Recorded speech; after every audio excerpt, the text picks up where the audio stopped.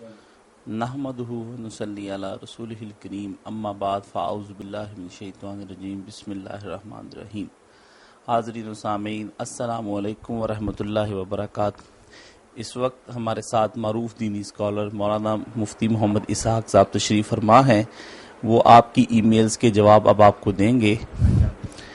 مولانا صاحب، شہزاد صاحب پاکستان سے لکھتے ہیں کہ سر پر ٹوپی پہننے سے کیا نماز کا ثواب بڑھ جاتا ہے؟ اس کے بارے میں وضاحت فرما دیں۔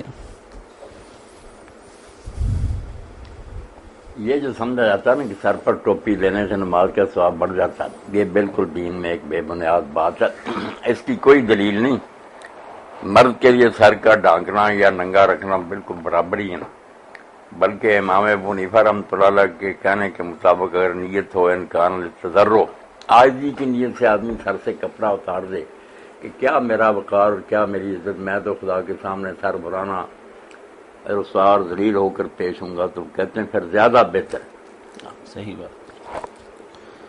نہ کراہت سے نہ جیسے ننگا کار نزد یار، اگر عاجزی اور تواضع کی نیت ہے پھر کوئی مکروہ نہیں۔ جی ایک صاحب ایسے بخاری صاحب پوچھتے ہیں کہ مجھے ہسٹری سے پڑھنے کا بہت شوق ہے، تاریخ اسلام پڑھنے کے لیے کوئی مستند کتاب تجویز فرما دیں، اور یہ فرما دیں کہ کہاں سے خریدی جا سکتی ہے۔ تاریخ اسلام پر جو کتابیں لکھی گئی نا، ان میں سے زیادہ جو ہے نا بہتر خامیاں تو اس میں بھی ہوں گی۔ حاجی معین الدین ندوی صاحب کی تاریخ اسلام جو ہے نا، کیونکہ ندوہ کا معیار تحقیق کا بہت اچھا ہے، وہ پڑھنی چاہیے۔ دوسروں کی نسبت نہ احتیاط سے انہوں نے لکھی ہے تاریخ اسلام، حاجی معین الدین ندوی۔ میرے بھائی، یہ کتاب آپ کو مکتبہ اسلامیہ فیصل آباد سے ایزیلی مل سکتی ہے، اس لیے اگر آپ خریدنا چاہیں تو مکتبہ اسلامیہ سے رجوع کر سکتے ہیں۔ مولانا صاحب، ایک دوست محمد وسیم صاحب پوچھتے ہیں کہ حضرت عمار والی حدیث کے مطابق دوسرا گروہ تو جہنمی ہے، اور حضرت علی کے قول کے مطابق دونوں گروہ جنتی ہیں، اس تضاد کو کیسے رفع کیا جا سکتا ہے؟ نہ حضرت عمار کی روایت سے یہ ثابت ہوتا ہے کہ دوسرا گروہ جہنمی ہے۔ اس میں یہ بات بیان ہوئی ہے کہ عمار جنہوں کو جنت کی طرف بلاتے ہیں، کیونکہ وہ خلیفہ وقت کی بیعت اور اطاعت کی طرف دعوت دے رہے تھے، اور خلیفہ برک کی موجودگی میں اس کی بیعت اور اس کے ساتھ ہی اطاعت کا تعلق جو ہے یہی جنت کا راستہ، اور دوسرے لوگ بغاوت کی ترغیب دے رہے تھے، تو ظاہر بات ہے کہ جرم ہے، اور جرم کی سزا تو جہنم ہی ہے۔ مگر یہ نہیں ہوتا کہ اگر کسی کے بارے میں کہا جائے کہ اس کی سزا یہ ہے شراب پینے کی یا نماز چھوڑنے کی یا بغاوت کی، تو کرنے والا ضرور ہو جاتا۔ یہ ایک سزا ہوتی ہے، مگر ہو سکتا اس کے لیے کوئی معنی بھی ہو، اس کے پاس کچھ ایسی نیکیاں ہوں، اللہ کی رحمت ہو جائے، حضور کی شفاعت ہو جائے، سزا بیان کی جاتی ہے کہ اس جرم کی سزا یہ ہے۔ باقی فلاں آدمی کو یہ ملے گی یا نہیں، اس میں بہت سی چیزیں دیکھنی پڑتی ہیں، اس لیے عمومی بیان الگ کرنا چاہیے، اور کسی شخص پر اس کو اپلائی کرنے میں نا بڑی احتیاط کرنی چاہیے۔ اس لیے ہم کہتے ہیں کہ ان کا راستہ غلط تھا، وہ بالکل باطل پر تھے، حضرت علی اور ان کے ساتھی حق پر تھے، یہ جنت کا راستہ تھا، وہ غلط تھا، دوزخ کا تھا، مگر یہ دوزخ میں جائیں گے یا نہیں اس کا نہیں کوئی فیصلہ کر سکتا۔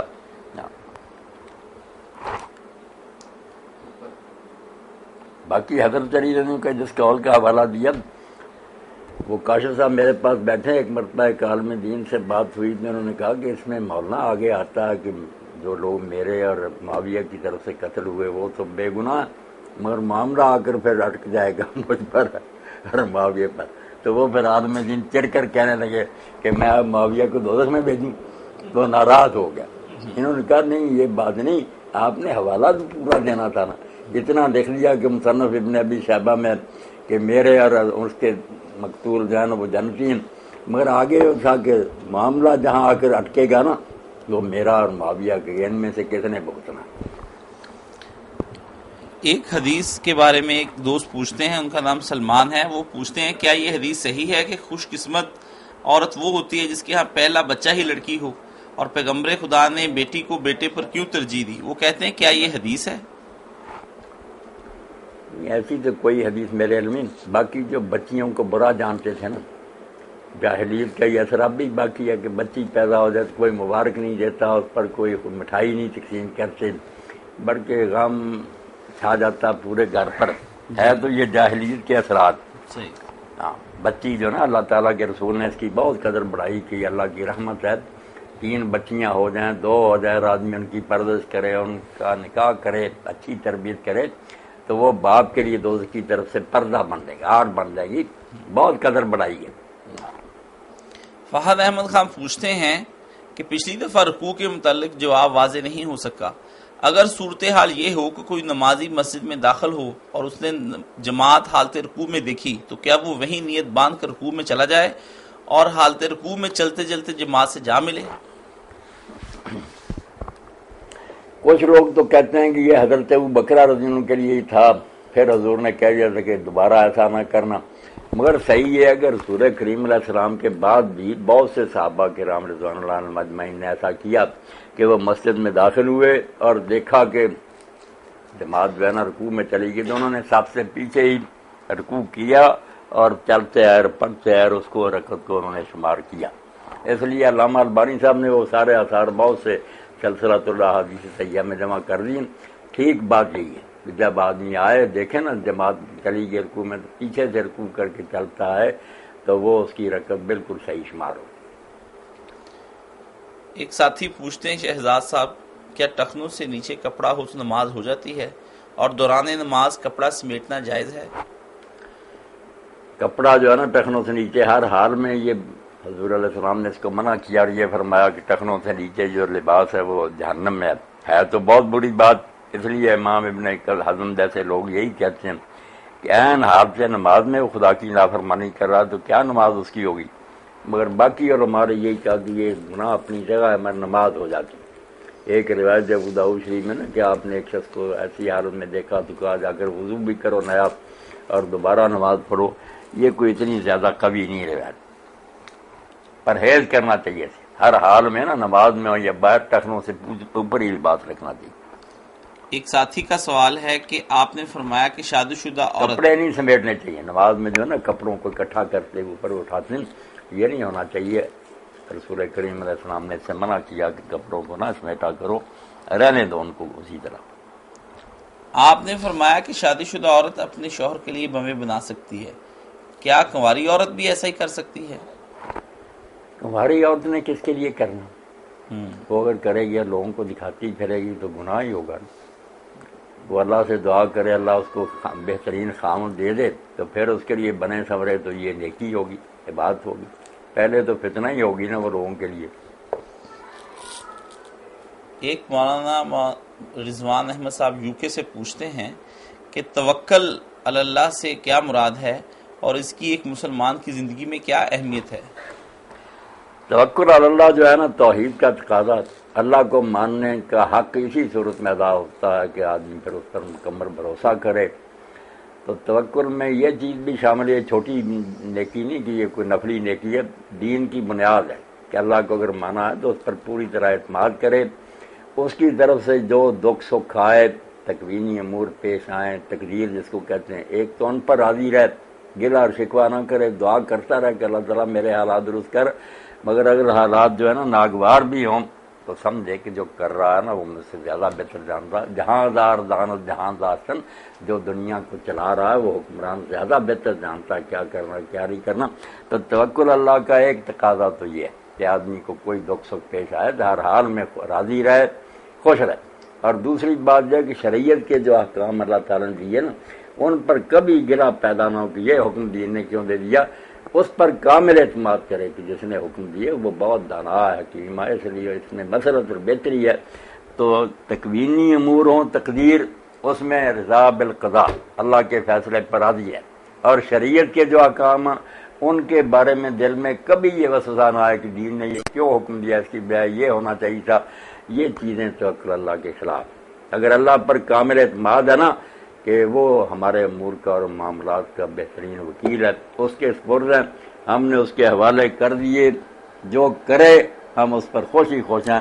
یہ ایسا سدا بہار پودا جو دریا کے کنارے ہے جس کو خشکی سالی کا سامنا نہیں، ورنہ اپنی کوشش اور تدبیروں سے چاہے نہ کہ آدمی دکھوں سے نجات پائے تو پریشانی سے نجات نہیں پا سکتا، ساری عمر نہ وہ پریشانی کا شکار رہے گا، غم اور دکھوں میں گرا رہے، سکھ نہیں مل سکتا اس کو۔ سکون اور اطمینان کا یہی طریقہ ہے کہ بس اللہ تعالیٰ جو کرے سمجھ لے کہ اس کی طرف سے جو آتا ہے وہ برا نہیں ہو سکتا، وہ قدوس اور پاک خدا۔ تو یہ توحید کا لازمی تقاضا، اگر توحید پر ایمان ہے تو یہ خود بخود پیدا ہوگا، اور اگر اس میں خامی ہے توحید کا عقیدہ درست نہیں، اللہ کی صحیح پہچان نہیں اسے حاصل۔ رضوان احمد صاحب کا یو کے سے یہ سوال ہے کہ کیمیہ سعادت تصنیف امام غزالی جو ہے اس میں یہ لکھا ہوا ہے کہ مومن دن بھر میں 1 بار، مسلمان 2 بار اور گدھا 3 بار کھاتا ہے۔ کیا رسول خدا نے اپنی ساری زندگی میں دن بھر میں صرف 1 بار کھانا کھایا اور ہمیں بھی ایسا ہی کرنا چاہیے؟ کیمیہ سعادت جو نا امام غزالی رحمۃ اللہ علیہ، امام صاحب صوفی تھے، انہوں نے تصوف کی روشنی میں ایسی باتیں کہی ہیں جن میں ذرا کھانا کھانے سے پرہیز کرنے کی باتیں، نہ یہ حدیث ہے نہ کوئی دین کا حکم ہے کہ 1 ہی بار کھاؤ، آدمی ضرورت کے مطابق کھا سکتا ہے۔ باقی یہ اگر وہ کھانے پینے کوئی شعار بنا رہے کہ بس اور دھندا ہی کوئی نہیں، کھاتے رہو پیتے رہو بچے جانتے رہو، تو یہ بہیمیت ہی ہے، جانوروں جیسی زندگی ہے، پھر انسانیت تو نہیں۔ انسان کو تو چاہیے کہ کھانا اتنا کھائے کہ اس کے جسم کو نہ وہ زندہ رکھے، باقی کھانے کو اپنا نہ شغل بنا لے کہ صرف کھانے پینے سے سروکار رہے، تھوڑا کھائے۔ قلت طعام، قلت منام، قلت کلام، قلت اختلاط انام، یہ 4 چیزیں نا سارے مجاہدے کی جان ہے کہ لوگوں سے زیادہ ملے جلے نہ، فضول باتیں نہ کرے، اور نہ زیادہ کھائے نہ زیادہ سوئے، مناسب حد تک ان چیزوں کو رکھیں۔ 1 سے زیادہ مرتبہ آپ کھا لیا کریں۔ امام غزالی رحمۃ اللہ علیہ بہت نیک تھے، صوفی تھے، مگر ان کے بارے میں یہ بات جو ہے نا، یہ تو مسلمہ کہ علم حدیث میں وہ مفلس ہی تھے۔ احیاء اور علوم الدین میں یا کیمیاء سعادت میں جو حدیثیں دی ہیں نا، ان پر لوگوں نے تخریج کر کے بتایا کہ بہت کم صحیح ہے، باتیں ان کی ٹھیک ہیں، درویشی کی ہیں، مگر حدیثیں نہیں ٹھیک۔ اینی صاحب کا سوال ہے، سنا ہے جب سور پھونکا جائے گا تو سب بے ہوش ہو جائیں گے، مگر حضرت موسیٰ علیہ السلام بے ہوش نہیں ہوں گے، اس کی کیا وجہ ہے؟ اس کی وجہ اللہ کے رسول علیہ السلام نے بھی نہیں بیان فرمائی، اس طرح ہی کہا کہ جب سور پھونکا جائے گا تو سب لوگ بے ہوش ہو جائیں گے، سب سے پہلے میں ہوش میں آؤں گا، تو میں دیکھوں گا کہ موسیٰ علیہ السلام عرش کا پایا پکڑ کر کھڑے ہوں۔ اب حضور فرماتے ہیں کہ یہ نہیں مجھے اللہ تعالیٰ نے علم دیا کہ وہ بے ہوش ہی نہیں ہوں گے یا بے ہوش ہوں گے مگر مجھ سے پہلے ہوش میں آ جائیں گے، یہ علم مجھے نہیں عطا کیا۔ یہ خبر اللہ کے رسول نے دی کہ ہوش میں مجھ سے پہلے ہی ہوں گے۔ مولانا صاحب، کیا قرآن سے استخارہ کیا جا سکتا ہے؟ یعنی دعا کر کے قرآن مجید کھول لیں اور پھر اس کا ترجمہ پڑھ کر اس سے جواب اخذ کر لیں، یہ شرعاً کس حد تک جائز ہے؟ نہیں، شریعت میں اس قسم کے استخاروں کا کوئی ذکر نہیں، باقی امت میں ایسے استخارے رائج ہیں، کوئی قرآن سے استخارہ کرتا، کوئی کسی طرح تسبیحوں سے کرتا، مگر سب سے بہتر یہی ہے کہ آدمی اللہ تعالیٰ سے دعا کرے کہ میں یہ کام کرنا چاہتا ہوں، اگر یہ بہتر ہے تو اللہ تعالیٰ اس کے ہونے کے لیے اسباب مہیا کرے، اس میں برکت دے، اگر نہیں یہ میرے حق میں بہتر ہے تو اس میں کوئی روڑا اٹکا دے، خلوص دل سے یہ معاملہ اللہ کے سپرد کر دے، پھر جو ہو نا اس پر راضی رہے۔ یہ استخارہ نبی علیہ الصلوۃ والسلام نے سکھایا، یہ قرآن مجید کے استخارے اور دوسرے دین میں نہیں آئے۔ مولانا ضمن یہ بتا دیں کہ یہ استخارہ کسی وقت بھی کیا جا سکتا ہے؟ دن میں کسی وقت بھی کیا جائے، 2 رکعت نماز پڑھ کے نا یہ دعا کرے، آج جانا اللہ تو سب کچھ جانتا ہے، قادر مطلق ہے، اگر یہ چیز میری دنیا آخرت کی یہ بہتر ہے تو اس میں برکت دے، ہونے دے، اگر نہیں میرے لیے مناسب اس میں کوئی روڑا اٹک جائے، اور جدھر بہتری ادھر مجھے متوجہ کر لیا جائے۔ کچھ لوگ یہ بھی ساتھ کہتے ہیں کہ آپ سو جائیں، آپ کو خواب میں اشارہ ہوگا، یہ تمام چیزیں کس حد تک یہ چیزیں جو ہے نا یہ لوگوں نے ساتھ زمین میں خود ہی لگا لی ہیں کہ سونا چاہیے اور پھر خواب آئیں گے اس کی تعبیر، ایسی کوئی بات اللہ کے رسول نے نہیں بتائی، بس دعا کرنی ہے خلوص سے اللہ سے، پھر معاملہ اللہ کے سپرد، جو ہو اس کو بہتری ڈالے۔ ایک ساتھی، ان کا نام محمد علی ہے، سویڈن سے پوچھتے ہیں، میں سویڈن میں اسٹوڈنٹ کے طور پر رہتا ہوں اور ایک ہوٹل میں ملازمت کرتا ہوں جہاں کھانے کے ساتھ شراب بھی بیچی جاتی ہے۔ یہاں میں جبکہ میں اپنی فیملی کا واحد کفیل ہوں اور مجھے دوسری جاب اس لیے نہیں ملتی کہ مجھے وہاں کی زبان نہیں آتی۔ آپ میری رہنمائی فرما دیں کہ اس صورت پہ کیا میں وہ جاب چھوڑ دوں یا اسے جاری رکھوں؟ آپ وہ جاب نہ چھوڑیں، مگر ساتھ ساتھ نا اس میں کوشش میں لگے رہیں کہ کوئی ایسی جاب مل جائے جہاں یہ شراب کا کاروبار نہ، اللہ تعالیٰ آپ کو نصیب کرے۔ آپ کا جذبہ تو بہت مبارک ہے کہ آپ اس حرام چیز کے استعمال سے نفرت کرتے ہیں، مگر جب تک کوئی جاب نہیں نا ملتی آپ یہ نہ کام کریں، ایسا نہ ہو کہ بعد میں پچھتانا پڑے۔ اور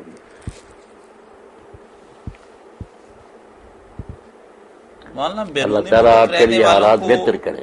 بیرون ملک رہنے والوں کو عموماً یہ پریشانی لاحق رہتی ہے، یا انہیں وہاں شراب بیچنی پڑتی ہے، یا انہیں کچھ اس نسور کا گوشت جس میں برگر وغیرہ میں ڈالتے ہیں۔ توبہ، یہی دارالکفر میں مصیبت ہے نا۔ تو یہ جو ہمارے دوست صرف اپنی زندگی کی عیش و آرام کے لیے یا تعیشات کے لیے یا سائشات کے لیے دارالاسلام چھوڑتے ہیں اور دارالکفر کی طرف چلے جاتے ہیں، تو یہ شرن اس کی کیا حیثیت رہ جاتی ہے؟ جرم ہی ہے نا، ہونا تو یہی چاہیے کہ دارالکفر میں جو لوگ ہیں وہ ہجرت کر کے دارالاسلام میں آئیں۔ اسلامی مالک گئے گزرے بھی ہوں گے تو بہرحال ان چیزوں سے تو پرہیز ہوگا کافی حد تک۔ میں دنیا کی خاطر جانا بری بات ہے، رزق تو جو ہے نا آدمی کا پیچھا کرتا ہے، جو قسمت میں وہ آپ کو ضرور ملے گا، جو نہیں نا آپ کہیں چلے جائیں، لکھے لیکھ نہ مٹن ہدایت اللہ پامے لنگ سمندروں پار دیں، آپ کہیں بھی چلے جائیں اگر وہ قسمت میں نہیں ملے گا۔ یہ عقیدہ اور ایمان مسلمان کا ایمان کا جز ہے کہ اللہ تعالیٰ نے جو میرے لیے لکھا نا وہ مجھے ملے گا، جو نہیں لکھا وہ نہیں ملے گا۔ اس لیے جائز طریقوں سے وہ جہاں ہے وہاں ہی کوشش کرے، بالکل ٹھیک ہے۔ مجھے ایک بات یاد آتی ہے کہ ایک آدمی بنارس جانے لگا، ہندوؤں کا وہ بہت بڑا مرکز ہے نا، مندر ہیں بڑے بہت ہیں وہاں، تو ایک بزرگ سے جو اس کے مرشد تھے رہبر ان سے ملنے کے اور کہنے لگا مولانا آخری سلام ہے، میں بنارس جا رہا ہوں روزی کے لیے۔ تو بزرگ نے کہا کہ بنارس کے رب کو میرا سلام کہنا۔ تو اس نے کہا توبہ توبہ، بنارس کے رب کو کیا اور؟ انہوں نے کہا بنارس کا رب اور نہ ہوتا تو تم وہاں کیوں جاتے؟ اگر وہاں بھی وہی رب ہے تو یہاں رہ کے نہ اس سے مانگتے کہ میں یہی رہوں گا، اور اس نے توبہ کی کہ میں نہیں ہندوؤں کے گھر میں جاؤں گا۔ اس لیے نا جہاں ہیں آپ پیدا ہوئے وہاں ہی کوشش کریں، انشاءاللہ نا آپ کی نیت نیک ہوگی تو وہاں ہی اسباب مہیا کر دیں، نہ جائے پردیس میں۔ کتنے لوگوں نے دھکے کھائے اور بہت تباہ حال ہوئے، دنیا آخرت دونوں برباد ہوئے۔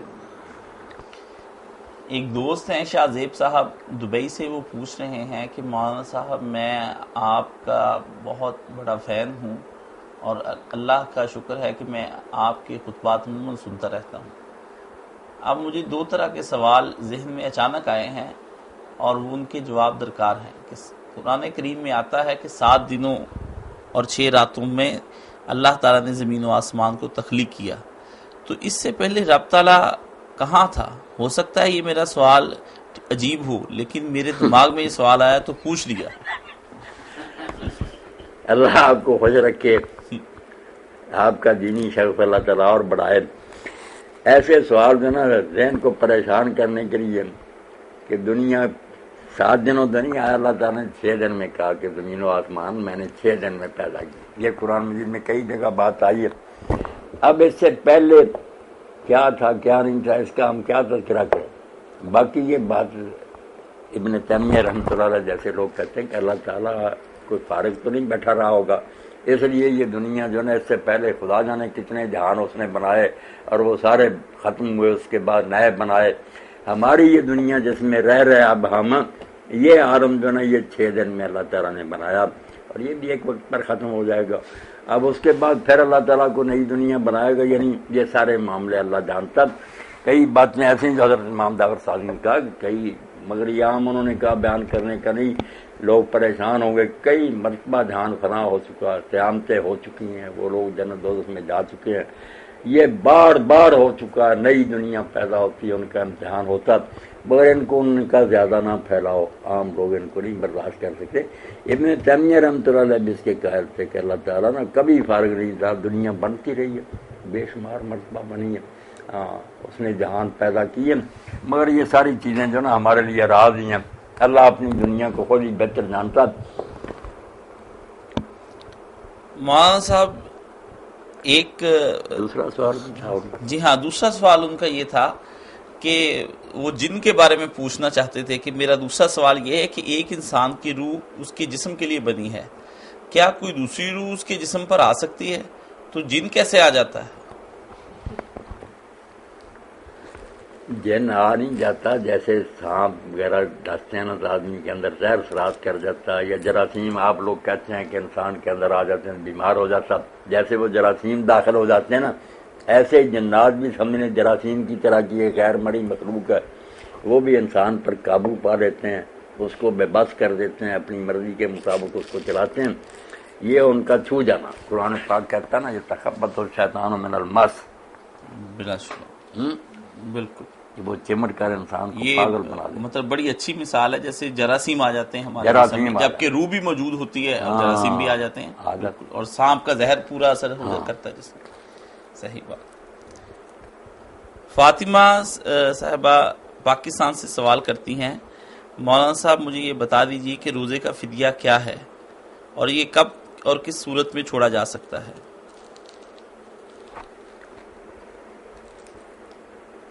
ایسا بیمار آدمی جس کے تندرست ہونے کی کوئی امید ہی نہیں کہ کسی وقت بھی وہ آگے جا کر تندرست ہوگا، اس کے لیے یہ ہے کہ وہ روزہ چھوڑ دے، فدیہ دے دے۔ عورتوں کو دو حالت میں روزہ چھوڑنے کی اجازت ہے، اگر پیٹ میں بچہ ہے تو حاملہ عورت کو اجازت ہے کہ وہ روزہ چھوڑ سکتی ہے، اور اسی طرح جو دودھ پلا رہی بچے کو بھی چھوٹا ہے وہ اس کو بھی اجازت ہے۔ ان سب لوگوں کے لیے پھر فدیہ ہے۔ فدیہ وہی ہے جو آپ چھوٹی عید کے موقع پر صدقہ فطر دیتے ہیں ایک آدمی کی طرف سے، 2.25 سر گندم، وہ ایک روزے کا فدیہ ہے۔ تو یہ دونوں آپشن موجود ہیں۔ اگر یہ بچیاں اور دوسرے لوگ جو ہے نا کسی زمانے میں چھوٹے دنوں میں جا کر رکھ سکتے ہیں تو روزے رکھ لیں، پھر فدیہ نہیں، اگر نہیں رکھ سکتے کسی وقت ہی فدیہ دے لیں۔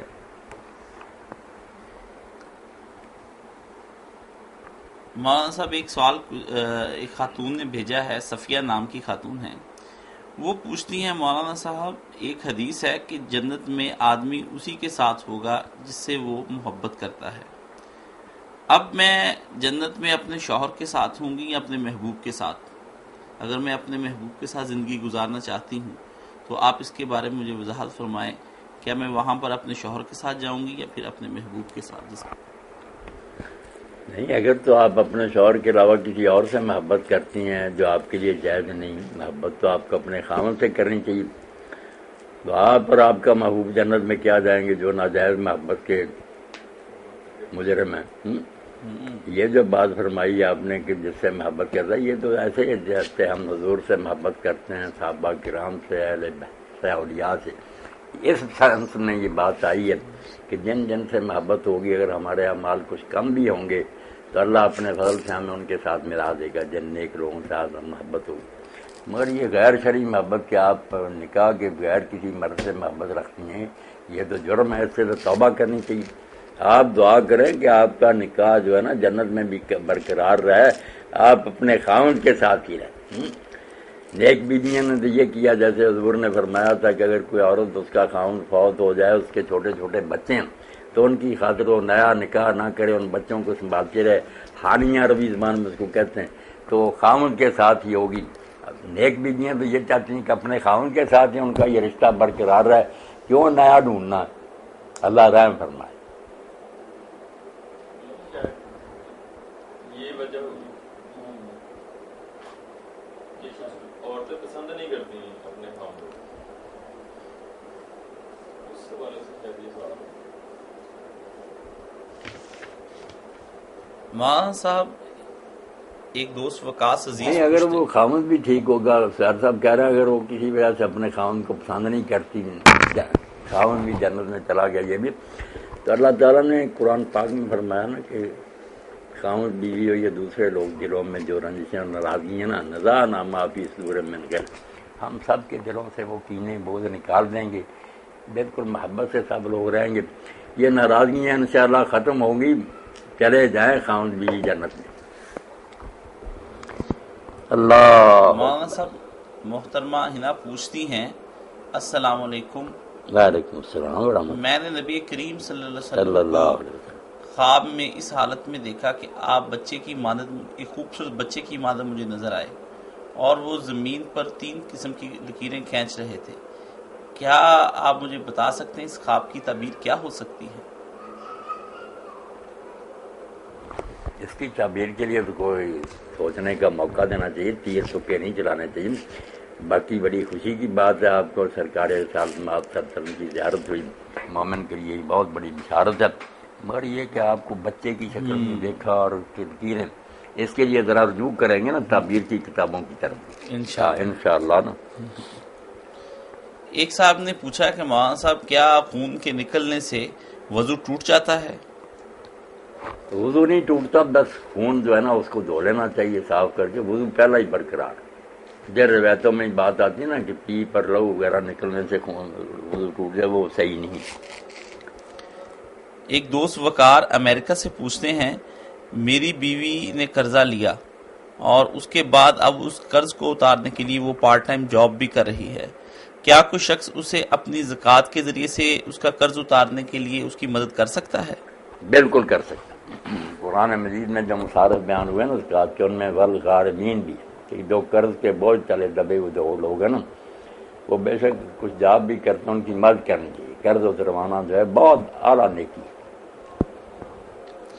ایک دوست پوچھتے ہیں سعودی عرب سے کہ السلام علیکم، وعلیکم السلام۔ اسلامی حکومت میں لا کس فرقے کا اپنایا جائے گا؟ ہر فرقہ اپنے آپ کو حق کہتا ہے اور دوسرے کو باطل، یہ کیسے ممکن ہوگا کہ ایک اسلامی حکومت کے بننے کے ساتھ ہی تمام فرقے بھی ختم ہو جائیں گے؟ فرقوں میں جو زیادہ اختلاف ہے نا وہ پرسنل لا میں کہ نماز کیسے پڑھیں، نکاح طلاق وغیرہ لوگ، یہ لوگوں کے ذاتی معاملے ہیں، اس میں حکومت کو دخل دینے کی کوئی ضرورت نہیں، ہر شخص اپنے طریقے پر عمل کر سکے گا، کوئی خرابی نہیں۔ باقی جو پبلک لا ہے نا اس میں انشاءاللہ سارے مل کر فیصلہ کریں گے، بہت کم اختلاف ہے، اور ضرورت جو ہے نا خود ہی ایجاد کی ماں، جب حالات پیش آئیں گے سب کا دماغ درست ہو جائے گا کہ اس سے ملک کا انتظام اچھا چل سکتا، آنے تو دے اسلامی حکومت۔ بلا شبہ۔ مولانا صاحب، امر بالمعروف اور نہی عن المنکر، کیا یہ ہر مسلمان کی ذمہ داری ہے کہ وہ یہ کام کرتا رہے، یا اس کے لیے ایک مخصوص گروہ ہی ہونا چاہیے تاکہ دوسرے شعبوں پر بھی توجہ دی جا سکے؟ نہیں، یہ ہر مسلمان کی ذمہ داری ہے، مگر اس کو صحیح طریقہ سے ادا کرنے کا طریقہ تو یہی ہے سب کی ذمہ داری، مگر جو عملی طریقہ نا وہ یہی ہے، ایک گروہ ہو جس کے پاس اقتدار ہو، صاحب حکومت ہو، مسلمان حکمران، وہ اس کا اہتمام کریں، اور اگر ایسی صورتحال نہ ہو تو ہر شخص اپنی استطاعت کی حد تک ذمہ دار ہے کہ جو اس کے بس میں ہے وہ برائی کے خلاف احتجاج کرے، ٹوکے، کوئی اثر قبول کرے یا نہ کرے، یہ بالکل فرض ہے ہر مسلمان کا۔ جزاکم اللہ حسن الجزا۔ مولانا صاحب بہت شکریہ، آپ نے ان سوالات کے جواب دیے۔ ہم اپنے ساتھیوں کے لیے سے یہ استدعا کرتے ہیں کہ وہ مزید سوال ہمیں بھیجتے رہیں، ہم انشاءاللہ العزیز مولانا صاحب سے اس کے بارے میں پوچھتے رہیں گے۔ اسی کے ساتھ ہم اپنے پروگرام کو ختم کرتے ہیں۔ السلام علیکم ورحمۃ اللہ وبرکاتہ۔ کیا بات ہے؟ چلو نحمدہ ونصلی علی رسولہ الکریم، اما بعد فاعوذ باللہ من الشیطان الرجیم، بسم اللہ الرحمن الرحیم۔ حاضرین و سامعین، السلام علیکم ورحمۃ اللہ وبرکاتہ۔ اس وقت ہمارے ساتھ معروف دینی اسکالر مولانا محمد اسحاق صاحب تشریف فرما ہیں۔ آج مولانا صاحب دراصل ان سوالات کے جواب دیں گے جن کے حوالے درکار ہیں۔ میں مولانا سے بلا تاخیر سوالات کا آغاز کرتا ہوں۔ مولانا صاحب، ایک ساتھی نے سوال کیا ہے کہ نبی کریم صلی اللہ علیہ وسلم کی ایک مشہور حدیث ہے جس میں صحابہ کرام کو کسی جگہ پر جانے کے لیے کہا گیا اور کہا گیا کہ وہ عصر تک وہاں پہنچ جائے، بعد میں وہاں نماز عصر پڑھنے کا بھی حکم دیا گیا۔ ان صحابہ کے دونوں گروہوں میں اختلاف ہو گیا کہ نماز عصر کے وقت میں اسی وقت پڑھنی چاہیے یا بعد میں جا کر۔ تو اس بارے میں وہ ساتھی پوچھتے ہیں کہ آخر ان میں سے ایک گروہ تو حق پر ہوگا ہی نا، وہ گروہ کون سا تھا؟ اس بارے میں وضاحت فرما دیں۔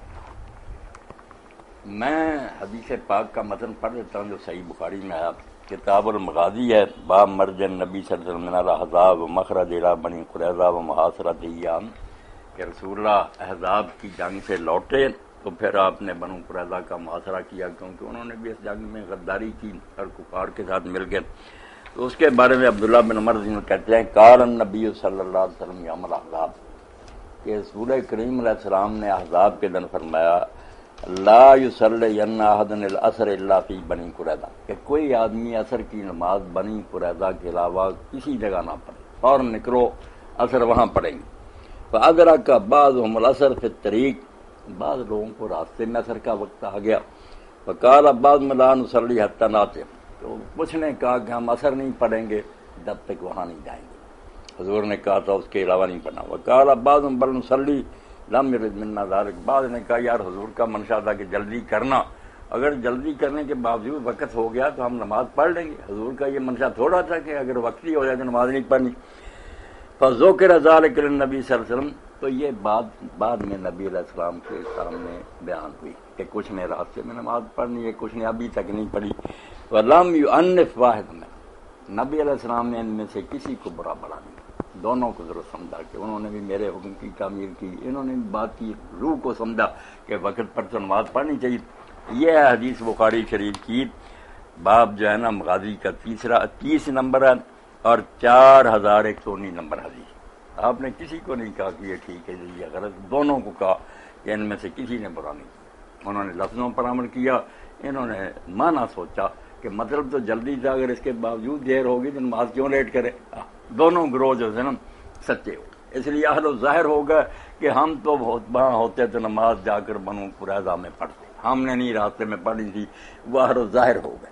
جو اہل الفقہ وہ ہوگا کہ یار ہم بات کو سمجھتے تھے کہ جلدی کرنی ہے، مگر اگر وقت ہو گیا تو کیوں لیٹ کرے، وہ پھر اہل الفقہ ہو گئے، دوسرے اہل ظاہر۔ دونوں کو حضور نے کسی کو برا نہیں کہا، نہ فیصلہ سنایا کہ یہ سچا ہے جھوٹا، صاف لفظ ہے۔ فذکر ذلک للنبی صلی اللہ علیہ وسلم، حضور سے یہ بات بیان ہوئی، فلم یعنف واحد، کسی کو آپ نے نہ برا بلا کہا، دونوں کی نیت دیکھی، ایک نے لفظوں پر عمل کیا، ایک نے معنی جو تھا اس کی طرف توجہ کی۔ یہ بخاری شریف کتاب المغازی حدیث نمبر 4119۔ اس سے مولانا موجودہ دور کے فرقوں کے لیے بڑی روشنی ہے اس بڑی روشنی کہ دین پر عمل کرنے میں اگر نیت نیک ہے نا، اور وہ ان میں اختلاف بھی ہو جائے، کوئی سمجھے آیت اور حدیث کا یہ مطلب ہے، دوسرا سمجھے، کوئی بات نہیں۔ اللہ رسول جو ہے نا ان کے حوصلے بہت وسیع ہیں، سب کے لیے ان کے دروازے کھلے ہیں، رحمت ہے، سب ان کے دامن میں پناہ لیں گے، کسی کو برا بلا نہیں آپ نے کہا۔ بالکل۔ قرۃ العین پاکستان سے یہ سوال پوچھتی ہیں، آپ نے ایک حدیث کے بارے میں فرمایا کہ یہ اس حدیث کا ایک راوی کمزور ہے، حدیث وہ یہ ہے کہ رسول خدا نے فرمایا ہے تم میں سے کوئی آدمی کھڑے ہو کر پانی نہ پیے، جو بھول کر پیے وہ کیا کرے۔ آپ نے کہا اس کا ایک راوی کمزور ہے، وہ راوی کون سا ہے؟ ازراہ کرم حوالہ دے دیں۔ یہ تو پھر کتاب نکالنی پڑے گی، کوئی دوسرا سوال ہے۔ ہاں اس کے بعد دوسرا، جی ہاں وہ کہہ کر کے، تو اس بارے میں دوسرا سوال جو ہمیں، اگر مسلم شریف ہوتی تو پھر پتہ چل کتاب الاشربہ، کتاب الاشربہ بیٹا نکالنا۔ اتنی دیر میں ہم ایک اور سوال لے لیتے ہیں اور سوال کہ مولانا صاحب ام سفیان کینیڈا سے پوچھتی ہیں حضرت معاویہ رضی اللہ تعالیٰ عنہ کے بارے میں دو حدیثوں کی کیا حیثیت ہے؟ ایک حدیث میں انہیں کاتب وحی کہا گیا ہے اور دوسری حدیث میں نبی کریم صلی اللہ علیہ وسلم نے دعا کی ہے کہ اے اللہ معاویہ کو ہادی اور مہدی بنا دے۔ ان احادیث کا حوالہ دے دیں اور یہ بتائیں کہ آیا یہ احادیث صحیح ہیں یا نہیں۔ ایک روایت جو ہے نا صحیح جامع ترمذی کی، اس میں یہ آتا ہے کہ حضرت معاویہ رضی اللہ تعالیٰ عنہ کے بارے میں حضور نے دعا کی اللہم اجعلہ ہادیا مہدیا واہدہ بہ، اور امام ترمذی اس کو کہتے ہیں کہ یہ حسن غریب حدیث ہے، تو راوی ایک حدیث کا مگر حسن ہے۔ نیچے انہوں نے پھرنا علامہ مبارک پوری نے کہا کہ نہیں یہ بات درست نہیں۔ قال الحافظ ابن حجر رحمۃ اللہ علیہ فرماتے ہیں اسناد لیس بصحیح، اس کی سند جو ہے نا وہ صحیح نہیں ہے، کیونکہ امام ترمذی نے جو کہہ دیا نا کہ عبد الرحمن بن ابی امیرہ جو ہے یہ صحابی ہے، وہ کہتے ہیں نہیں یہ صحابی نہیں، یہ تابعی ہے، صحابی جو کہتے ہیں نا اس کا صحابی ہونا ثابت نہیں ہوا۔ قال الحافظ قال ابن عبد البر لا تصح صحبته ولا يصح اسناد حدیث، یہ میں 354 صفحہ اور یہ جو ہے نا صحیح ترمذی کی شرح اس میں سے پڑھ رہا ہوں، تحفۃ الراضی امام مبارک پوری کی، ابن عبد البر کہتے ہیں کہ نہ اس کا صحابی ہونا ثابت ہے، نہ اس کی حدیث کی سند صحیح، یہ 354 صفحہ سے پڑھا۔ جی یہ آپ کے لیے انہوں نے صحیح مسلم دیکھ لیجیے۔ کون سی چیز پانی کھڑے ہو کر پینے؟ جی ہاں، اور جو پانی اگر بھول بھی جائے کھڑے ہو کر تو وہ کہہ کر دے، کیا کر اس میں اللہ کے رسول علیہ السلام کے ذمہ یہ حدیث بیان کی گئی کہ آپ نے فرمایا، ابو ہریرہ کہتے ہیں کہ لا یشربن احد منکم قائما، تم میں سے کوئی کھڑا ہو کر نہ پیے، فمن نسیہ فلیشرب، جو بھول کر پی لینا وہ کیا کرے۔ اس میں جو راوی نا عمر بن حمزہ، یہ بال اتفاق صحیح، یہ نہیں صحیح۔ باقی امام مسلم کا یہ طریقہ کہ وہ پہلے جو حدیثیں لاتے ہیں نا باب میں، وہ صحیح راوی ہوتے ہیں، بعد میں ان کی تائید کے لیے ضعیف اور کمزور راوی بیان کرتے ہیں۔ یہ بالکل بال اتفاق نا عمر بن حمزہ جو ہے نا ضعیف۔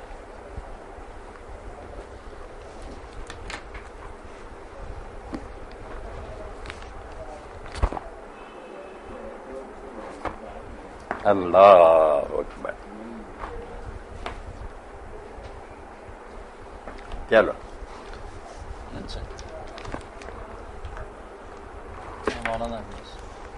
جی، مولانا صاحب محمد علی سویڈن سے پوچھتے ہیں، میں سویڈن میں رہتا ہوں، یہاں مغرب 10:11 پر ہوتی ہے اور عشاء کا وقت 12:43 پر ہوتا ہے، کیا میں دونوں نمازیں جمع کر سکتا ہوں؟ نمازیں جمع کرنے کی اجازت ہے، مگر اس کو عادت بنا لینا بھی غلط ہے نا۔ پھر 5 نمازوں کے وقت ہی نہیں رہ جاتے، 3 ہی وقت ہو جاتے ہیں، یہ بھی غلط بات ہے۔ کبھی کبھی اگر ضرورت محسوس کرے آدمی تو چھوڑنے کی بجائے دونوں نمازیں اکٹھی ایک وقت میں کر لے، اجازت ہے، مگر اس کو عادت نہیں بننا چاہیے، بالکل غلط بات ہے۔ اگر اس کو عادت ہی بنا لے اور اسی طرح کرتا رہے پھر تو 5 وقت ہی نہ رہ گئے۔ اسد بخاری صاحب پاکستان سے سوال کرتے ہیں، مولانا صاحب آپ نے بتایا تھا کہ ایک کاتب وحی مرتد بھی ہو گئے تھے، مرتد ہو، ان کا نام بتا دیں، اور یہ بھی فرما دیں کہ جب وہ مرتد تھا اسے قتل کیوں نہیں کیا گیا اور اسے بار بار مسلمانوں کے قبرستان میں کیوں دفن کیا جاتا رہا؟ کیا کسی مرتد کو نبی علیہ الصلوۃ والسلام کے دور یا صحابہ کی زندگی میں قتل کیا گیا؟ بالکل قتل کیا۔ حضور کی زندگی میں نا حضرت معاذ بن جبل جب یمن گئے ہیں گورنر بن کر، تو انہوں نے ایک شخص کو دیکھا کہ وہ جکڑا ہوا تھا، ابو موسیٰ اشعری حاکم تھے وہاں، ان کے پاس پوچھا کیا معاملہ، کیا ہے؟ مسلمان ہوا پھر مرتد ہو گیا۔ تو آپ نے کہا میں سواری سے نہیں اتروں گا جب تک شریعت کا حکم جاری نہ کروں، تو اس کو قتل کروایا اور بعد سواری سے اترے، اور یہی فرمایا کہ اللہ کے رسول نے فرمایا کہ جو اپنا من بدلا دین آؤ فقتل، جو دین بدلے اس کو قتل کر۔ کاتب کا جو مسئلہ نا یہ صحیح بخاری ہے، 3617 نمبر ہے اس کا۔ حضرت انس فرماتے ہیں کان رجل نصرانی، ایک آدمی عیسائی تھا، فاسلم اسلام لیا، وقار البقرہ تھا وآل عمران، اس نے یہ دونوں بڑی صورتیں بھی پڑھ لی، یاد کر لی، عالم بن گیا۔ فکان یکتب للنبی صلی اللہ علیہ وسلم، اور وہ حضور کے لیے لکھا کرتا، کاتب بن گیا۔ فہذا نصرانی، پھر عیسائی ہو گیا۔ فکان یقول ما یدری محمد الا ما کتبت له، اور یہ بکواس کرنے لگا کہ حضور کو کیا علم ہے، میں جو لکھ دیتا تھا اس کو ہی کہہ دیتے ہیں یہ وہی ہے۔ فاماتہ اللہ، اس کو پھر لوگوں نے اللہ نے مار دیا۔ فدفنوه، لوگوں نے دفن کیا۔ وقد لفظته الارض، صبح زمین نے اس کو باہر پھینک دیا، نہیں اپنے پیٹ میں قبول کیا، لاش باہر کی۔ وقالوا هذا فعل محمد واصحابہ، لوگوں نے کہا کہ یہ رسول اللہ اور آپ کے ساتھیوں کا کام ہے کہ انہوں نے اس کی لاش باہر پھینکی ہے۔ لما حرم منهم نبش عن صاحبنا فالقوا، تو جب ان سے بھاگ گیا تو انہوں نے ہمارے آدمی کی قبر نہ کھود کر اس کو باہر پھینک دیا۔ القب فحفروا له فآمكوا، پھر دوبارہ قبر کھودی، گہری کھودی۔ فاصبح وقد لفظ الارض، صبح پھر دیکھا کہ زمین نے اس کو باہر پھینک دیا۔ فقالوا هذا فعل محمد واصحابہ، پھر کہنے لگے یہ حضور اور آپ کے ساتھیوں کا کام ہے۔ نبش عن صاحبنا لما هرب منهم، جب ان کے حد سے ہمارا ساتھی بھاگ گیا تو انہوں نے قبر کھودی۔ فالقوا خارج القبر، باہر پھینکا۔ فحفروا له وآمكوا في الارض ما استطاعوا، پھر انہوں نے قبر کھودی، بہت گہری کھودی جہاں تک بس میں تھا۔ فاصبح قد لفظت الارض، صبح دیکھا تو پھر زمین نے اس کو باہر پھینکا ہوا، قبول ہی نہیں کیا۔ ففعلم ان ليس من، لوگوں کو پھر پتہ چل گیا کہ یہ انسانوں کا کام نہیں، اللہ کی طرف سے پر مار پڑی۔ فالقوا، پھر انہوں نے پھینک دیا۔ یہ ہے جو کاتب وحی مرتد ہو گیا، عیسائی ہو گیا۔ اب اس میں بعض لوگ سوال کرتے ہیں اس کا لکھا علامہ کے فارس نہیں، یہ نہیں پتا چلا کہ اس کا نام کیا تھا، مگر کہتے ہیں مسلم کی روایت میں یہ ابن حجر رحمۃ اللہ فتح الباری میں لکھا کان من رجل من بنی نجار، کہ جو مدینہ کا قبیلہ بنو نجار تھا نا اس میں تھا وہ۔ فن ترک، یہ جو ہے کہ اس کو قتل نہیں کیا حضور نے، یہ بھی سوال میں نے پڑھا تھا نا کسی نے کیا کہ کیوں نہیں قتل کیا کئی مرتد جو ہے، تو جب ایک شخص بھاگ ہی گیا اسلامی حکومت سے اور کسی دوسرے علاقے میں چلا گیا تو پھر تو ہماری ذمہ داری نہیں کہ وہاں سے اس کو ڈھونڈتے. ہم تعالیٰ کا حاربن بھاگ گیا، حتی لحق بأہل الکتاب، یہودیوں کے ساتھ عیسائیوں کے مل گیا. انہوں نے اس کو بہت اچھالا کہ دیکھو حضور کا کاتب تھا یار، یہ بتا رہا کوئی وہی نہیں جو ہم کہتے تھے. اس میں میرا خیال ہے فتارہ کو ممبوزن، بعد میں روایت میں آتا کہ لوگوں نے پھر ویسے ہی اس کو پڑا ہوا چھوڑ دیا، دفن نہیں کیا، چونکہ نے قبول ہی نہیں. اس روایت میں چونکہ آتا ہے کہ اسے کیوں مسلمانوں کے قبرستان میں دفنایا جاتا رہا. دفنانے سے لوگوں نے سمجھا شاید وہ مسلمانوں کے ساتھ تھا، حالانکہ دفنانے کا طریقہ یہودیوں اور نہیں، عیسائیوں میں بھی مسلمانوں کے قبرستان میں نہیں، جہاں وہ دفع ہو گیا تھا نا وہ عیسائی اپنے قبرستانوں میں دفن کرتے ہیں. صحیح مسلمانوں نے آدھا نسلان عیسائی ہو گیا حتی لحق بأہل الکتاب، ان کے ساتھ جا کر شامل ہو گئے. تو جو ہمارے علاقے سے نکل جائے ہم اس کا پیچھا تو نہیں کریں گے کہ دفع کہاں ہوگی. اگر اسلامی حکومت میں رہے گا مرتد ہوگا قتل ہو جائے گا، اور اگر وہ دارالکفر میں چلا جاتا ہے تو اسے پھر نہیں اس کو پکڑنے کی ضرورت نہیں، دفع ہو گیا ہمارے علاقہ سے. صحیح. اس سے یہ بھی پتا چلا کہ جو بعض لوگ کہتے ہیں نا فلاں کاتب بھائی تھا، وہ کہاں یکتب النبی، حضور علیہ السلام کا کاتب ہی تھا، وہ مرتد ہو گیا.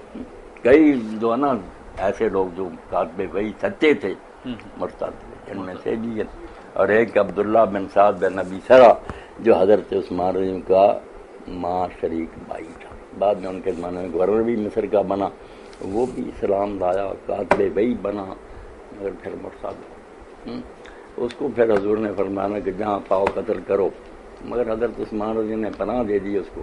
سادہ آدمی تھے، ان کے پاس چھپ گیا، انہوں نے پناہ دے دی. کئی دن مسلمان ڈھونڈتے رہے، پھر حضور کے پاس لے آیا کہ یا رسول اللہ اس کی توبہ قبول کرے. تو آپ نے فرمایا اچھا بھائی یہ مسلمان ہو گیا. مگر بعد میں بھی حضرت عثمان رضی کے زمانہ میں جب اس کو گورنر بنا دیا، اس نے ایسے کام کیے کہ حضرت عثمان رضی کے خلاف دنیا ہوگی اس کی شرارتوں کی وجہ سے. یہ عبداللہ بن سعد بن ابی سرانہ اس کی یہ حرکت، یہ بھی کاتب بھائی مرتد ہو گیا. مولانا صاحب ایک سوال ہمارے ایک دوست نے بھجوایا ہے، وہ پوچھتے ہیں کیا قادیانیوں کا ذبیحہ حرام ہے؟ ایک، کیا قادیانی اہل کتاب ہیں؟ اور کیا قادیانیوں کے گھر کا پکا ہوا کھانا یعنی گوشت وغیرہ جائز ہے یا نہیں؟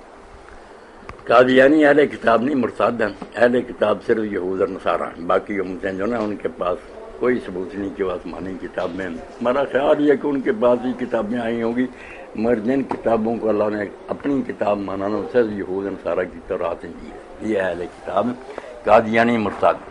باقی ذبیحہ جو ہے نا اس کے بارے میں سمجھتا ہوں کہ ذبیحہ ہر ایک کا حلال ہی ہے اگر اللہ کا نام لے کر دعا کرے. اس کے لیے جو شرط ہے نا کہ مسلم ہی کرے یا فلاں، یہ کوئی ایسی کوئی وزنی بات نظر نہیں آتی. جیسے مولانا وحید عثمان یہ کئی نیک لوگوں نے کہا نا کہ ذبیحہ کوئی بھی کرے ایک طرح رگیں کاٹے اور بسم اللہ کہے، اللہ کا نام لے، وہ حلال ہی حلال ہے. یہ بات درست ہی معلوم ہو، درست ہیں کافر بے دین مرتد. کیا نابالغ لڑکے کی امامت جائز ہے؟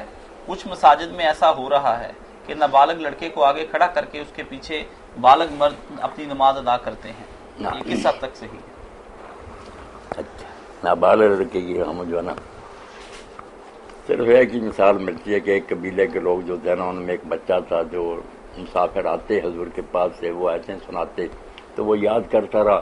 جب وہ قبیلہ مسلمان ہوا تو انہوں نے کہا یار امامت سے پھر وہی کرائے گا جس کو شاید تو بچہ ہی 6-7 سال کر رہا، وہی ان کی امامت کراتا رہا. مگر اس میں یہ نہیں آتا کہ حضور کو انہوں نے اطلاع دی یا پوچھا. اس لیے امام ابن اعظم اور حنفی جو کہتے ہیں نا کہ امامت بالغ کو کرانی چاہیے، چھوٹے بچوں کو نہیں کرانے. جب چھوٹے بچوں کو جماعت میں بھی حکم ہے کہ پچھلی صفوں میں کھڑے ہو، مردوں کے ساتھ کھڑے نہ ہو، تو صحیح بات یہی معلوم ہوتی ہے وہ ضرورت کے مطابق ہوتا رہنا، اس کو قانون نہیں بنانا. منصور صاحب UAE سے پوچھتے ہیں کہ میں نے اذان مغرب سنی اور جلدی سے مسجد کی طرف چل پڑا، وہاں پہنچا تو نماز مغرب ہو رہی تھی، میں جا کر نماز میں شامل ہو گیا. دوسری رکعت میں یاد آیا کہ میرا وضو نہیں ہے، میں نے شرم کے مارے نماز نہ توڑی اور نماز پوری پڑھ لی. بعد میں نے وضو کیا اور نماز دہرائی، لیکن دل میں کھٹکا ہے کہ آخر میں نے گناہ کیا، اس کا کفارہ کیا ہے؟ کفارہ تو کیا ہونا، مگر آپ نے بہت برا کیا. جب آپ کو پتہ چل گیا کہ میں باوضو نہیں ہوں تو آپ اسی طرح نماز پڑھتے رہے تو بہت بڑے گناہ کی بات. نماز تو باوضو ہونی چاہیے. اللہ تعالیٰ آپ کو معاف کرے، آئندہ ایسی حرکت سے باز رہیں. باقی کفارہ کوئی نہیں، اللہ سے معافی مانگے. معافی کثرت سے. اور آخری سوال ہمارا یہ ہے، حسن محفوظ سعودی عرب سے لکھتے ہیں کہ مولانا صاحب قادیانیوں سے میری بات ہوئی تو وہ مجھے کہتے ہیں نبوت اور رسالت میں فرق ہے اور مرزا صاحب نبی تھے، رسول نہیں۔ میں نے بہت سے علماء سے یہ سوال پوچھا لیکن وہ مجھے مطمئن نہیں کر سکے، از راہ کرم مجھے اس کا حل بتا دیں۔ کیا کہتے ہیں وہ قادیانی؟ مرزا صاحب کیا تھے؟ وہ نبی تھے، رسول نہیں، اور نبوت اور رسالت میں فرق ہوتا ہے۔ نبوت اور رسالت میں لوگ فرق کرتے ہیں۔ علماء نے سمجھا کہ حضور نے ایک حدیث میں نا رسول تھوڑے بتائے، نبی زیادہ تعالیٰ نے بتائے، تو یہ کہتے ہیں رسول اور نبی میں فرق ہے۔ اور اللہ تعالیٰ بھی جو کہتا ہے قرآن میں کہ میں رسول ولا نبی، نہ ہم نے کوئی رسول بھیجا اور نہ کوئی نبی، دو لفظ فرمائے نا، پتہ چلا کہ واقعی دو الگ الگ ہو گئے، رسالت الگ ہے، نبی الگ ہے۔ مگر وہ فرق یہ نہیں جو انہوں نے بنا لیا، وہ فرق یہ ہے کہ رسول جو ہوتا نا اس کی ذمہ داری بہت نازک ہوتی ہے، وہ اس وقت بھیجا جاتا ہے جب اس قوم پر حجت تمام ہو جاتی، آخری چانس ہوتا، اس کے بعد یا وہ ایمان لائیں یا پھر وہ اگر مسلمانوں کی تعداد زیادہ تو مسلمانوں مجاہدوں کی تلوار سے قتل ہوں گے، ورنہ اللہ تعالیٰ عذاب نازل کے وہ قوم بچ نہیں سکتی جس میں رسول کی بعثت ہو جائے۔ نبی جب آتے رہتے ہیں نبی قتل بھی ہو جاتے ہیں، ان کے بعد بھی سلسلہ چلتا رہتا، ایسا نہیں ہوتا کہ آخری موقع دیا جائے اس قوم کو، رسول بالکل آخری بات ہوتی ہے۔ باقی یہ نہیں فرق کہ رسول جو ہے نا ہر کوئی بن جائے یا نبی بن جائے، وہ عہدے دونوں ہی ختم۔ جب نبی ختم ہو گیا خاتم النبیین تو رسول تو اپنے آپ ہی ختم ہے۔ رسول تو اس سے بھی خاص تھے نا، نبی ہوتے تھے، ایک ٹائٹل اور ہوتا تھا کہ نبی ہیں اور آگے رسالت بھی ہے کہ آخری موقع اللہ دے رہا، اس لیے یہ نہیں کہ ہم نبی ہیں رسول نہیں، رسول نبی تو ہوتا ہی ہوتا ہے، ایک تمغہ اور اس کے ساتھ ہوتا ہے کہ نبی ہے اور ساتھ رسول بھی ہے، آخری موقع ہے، سمجھنا تو سمجھ۔ اس لیے یہ جو کہتے ہیں نا کہ مرزا صاحب یہ نہیں فلانی، بالکل بکواس کرتے ہیں، اور اللہ پناہ دے ان قادیانیوں کو، اللہ ہدایت دے۔ مرزا صاحب تو اس قابل ہی نہیں تھے کہ انہیں کوئی اچھا عالم بھی سمجھا جائے، نہ کوئی ان کے پلے علم تھا، جہالت کی باتیں ان کی ایسی کھلی انجن تھے، نہ ہر شخص واقف، اور ان کی سادگی ہے بیچاروں کی کہ جس کو جب پیروں کو لوگوں نے خدا بنا لیا، مرزا صاحب تو مناظر چلاک آدمی تھے، ان کو اگر نبی بنا بیٹھے سادہ لوگ کیا گلا کریں، یہاں خدا ماننے والے ہیں کہ یہ بندے کی شکل میں پیر خدا ہے، اس امت کا کیا کریں۔ یہاں ایک بات جو درمیان میں آئی نا، یہ حوالہ دینا ضروری، یہ لوگ جو پڑھ لیتے ہیں نا، یہ حضرت معاویہ رضی کے بارے میں جو روایت تھی نا، اس میں انہوں نے صاحب تحفۃ راوی، ایک تو سعید بن عبدالعزیز راوی احادی مہدی والی، جس کو کہا کہ یہ آدمی اچھے تھے مگر اختلاط آخر عمر میں جا کر نا ان کا حافظہ نہیں ٹھیک رہا تھا، مختلف گڑبڑ۔ اور دوسرا جس صحابی کا حوالہ نا کہ عبد الرحمن بن ابی امیرہ یہ بیان کرتے ہیں، اس کا کہا کہ قال ابن عبد البر لا تصح صحبتہ ولا یصح اسناد حدیث، نہ اس کا صحابی ہونا صحیح ثابت ہوا تابعی، اور نہ اس روایت کی سند صحیح ہے کوئی۔ اور آگے جو لکھا نا بہت عمدہ ہے، یہ فتح الباری کا حوالہ ہے، تحفۃ الراضی کے صاحب نے بھی اس کو نقل کیا کہ لوگوں نے اس کی شان میں کئی حدیثیں بنا دی۔ علم ان قد ورد فی فضائل معاویہ حدیث کثیرہ، سن لو حضرت معاویہ کی شان میں بہت حدیثیں لوگوں نے بیان کر دی، کتابیں بنا دی، لیکن لیس فیہا ما سے من طریق الاسلام، مگر سند کے لحاظ میں ان میں سے ایک بھی صحیح نہیں۔ وبذالک جزم اسحاق بن راہویہ والنسائی وغیرہ، یہ بڑے بڑے عالموں نے وضاحت کر دی ہے کہ جتنے مرضی دفتر کاڑے کرتے رہیں کوئی شان نہیں اس کی تھی۔ وقد صنف ابن ابی عاصم جزءا فی مناقبہ وکذالک عمر غلام سالم ابو بکر نقاش، ان لوگوں نے جن کے نام لیے نا حضرت معاویہ کی شان میں رسالے اکٹھے کیے کہ یہ بھی حدیث ہے، یہ بھی۔ وأورد ابن الجوزی فی الموضوعات بعض الاحادیث التي ذکروا، ابن جوزی نے اپنی کتاب میں ان میں سے کچھ حدیثیں اپنی موضوعات کی کتاب میں ذکر بھی کی۔ ثم ساقہ اسحاق میں راہویہ انہ قال لم یصح فی فضائل معاویہ شیء، بعد میں ابن جوزی نے امام اسحاق میں راہویہ کے حوالہ سے لکھا کہ حضرت معاویہ کی فضیلت میں کوئی شے ثابت نہیں، بالکل یہ جھوٹی بات ہے۔ واخرج ابن جوزی ایضا من طریق عبداللہ بن احمد بن حنبل سالت ابی ماتقول فی علی معاویہ، بہت ضروری حوالہ اس لیے نقل کرا رہا ہوں، فتح الباری نے لیا ذکر معاویہ۔ اور یہ تو امام احمد ابن حنبل کے بیٹے عبداللہ نے پوچھا ماتکور فی علی و معاویہ کہ ابا جی آپ علی اور معاویہ کے بارے میں کیا کہتے ہیں؟ فاترہ کا تو دیر تک امام احمد بن حنبل نے سر جھکایا، ثم قال پھر فرمایا بیٹا علم ان علی کان کثیر العذاب کہ علی بدقسمتی سے اس کے دشمن بہت ہو گئے، مسلمان جو ہے نا بہت دشمن بن گئے، ففتش اعداؤہ لہ عیبا تو دشمنوں نے بڑی تلاش کی کہ علی کا کوئی عیب نہ ڈھونڈے، فلم یجدوا انہیں اس کا کوئی عیب نہیں ملا، فحمد الى رجل قد حاربہ فاترہ کہ آدم منہم لعلی تو پھر انہوں نے یہ مکاری کی کہ جو آدمی حضرت علی سے جنگیں لڑتا رہا نا اس کو انہوں نے مکاری سے اتنا اچھالا، اس کی شانیں بیان کی کہ علی کیا ہے معاویہ جیسا ہی ہے نا، فاشار بہذا را مختلق معاویہ من الفضائل تو یہ بات کیا کرے امام احمد بن حنبل نے یہ اشارہ کیا کہ معاویہ کی جتنی شانیں گھڑی ہیں علی کے برابر کرنے کے لیے ممن لا اصل لہ ان کی کوئی حقیقت نہیں، یہ مکاری ہے، سیاسی چال ہے، قضا فی الفتح جیسا کہ فتح الباری میں یہ 354 355 صفحہ تحفۃ الرازی امام عبد الرحمن المبارک پر اہل حدیث چوتھی جلد، اور یہ فتح الباری میں بھی جہاں ذکر معاویہ باب وہاں امام نے یہ کھول کر لکھا۔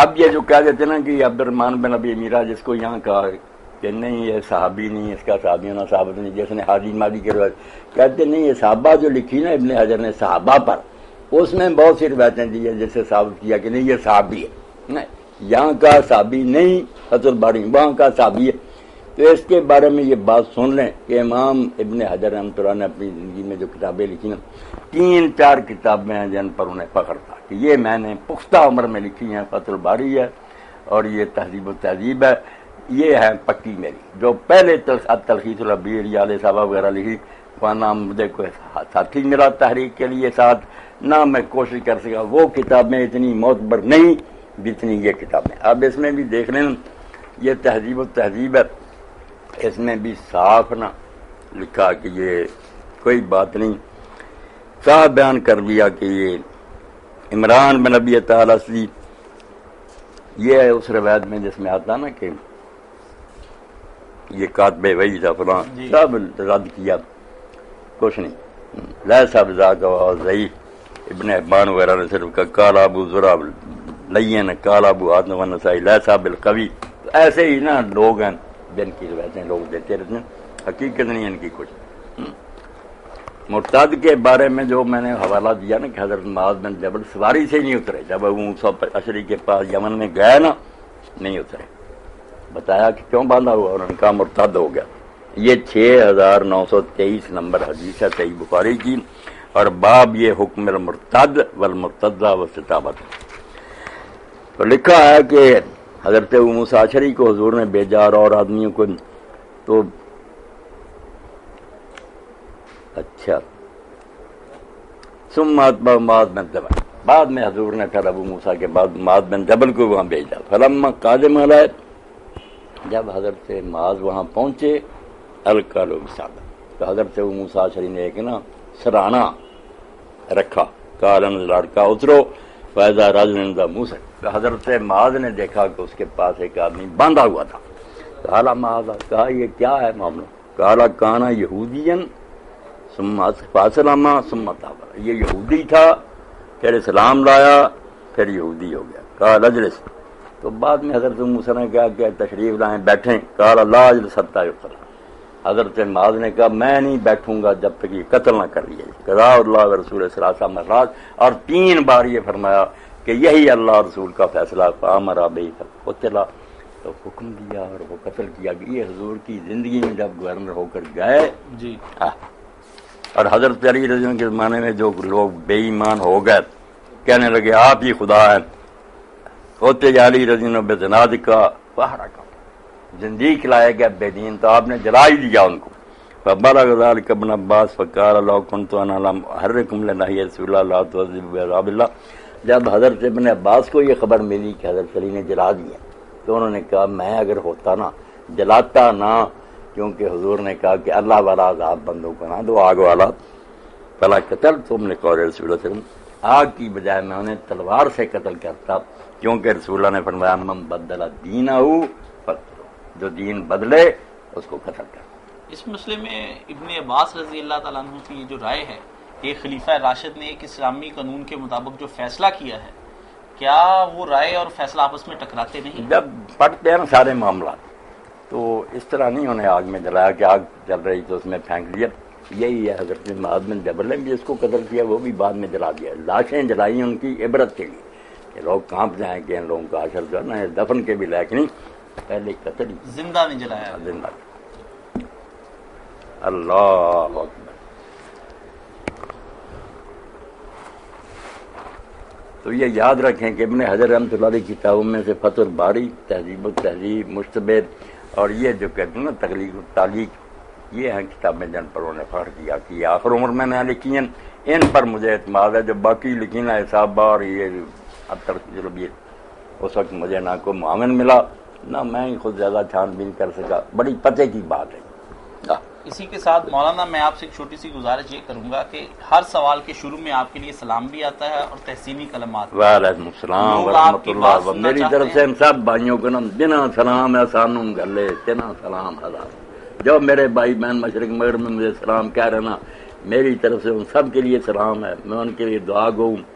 وعلیکم السلام ورحمۃ اللہ وبرکاتہ۔ اللہ انہیں خیر سے رکھے، میرا اور ان کا انجام بخیر کرے، زندہ رہیں تو اسلام پر رہیں، موت آئے تو اللہ کے رسول کے دین پر آئے، نکل جائے دم تیرے قدموں کے نیچے، یہی دل کی حسرت، یہی آرزو ہے۔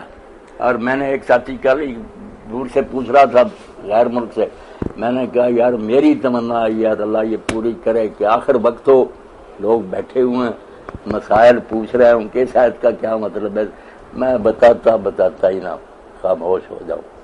اسی حال میں موت آ جائے، اللہ ایسی موت ہی مجھے نصیب کرے کہ دین کی باتیں ہو رہی ہوں اور روح اللہ کے حوالے کرتا، نکل جائے دم تیرے قدموں کے نیچے، یہی دل کی حسرت، یہی آرزو ہے۔ وہ مسلم شریف کی روایت رہ گئی ہے کہ اس کا بھی ساتھ بیان کریں کہ جیسے تھا نا کہ جو کہہ کرے اس کا بتا دیا نا کہ عمر بن حمزہ وہ نہیں راوی اس میں ضعیف۔ اللہ اکبر۔ اسی کے ساتھ ہم آج کا پروگرام ختم کرتے ہیں، انشاءاللہ پھر حاضر کے لیے ہمیں اجازت دیجیے۔ السلام علیکم ورحمۃ اللہ وبرکاتہ۔ خیر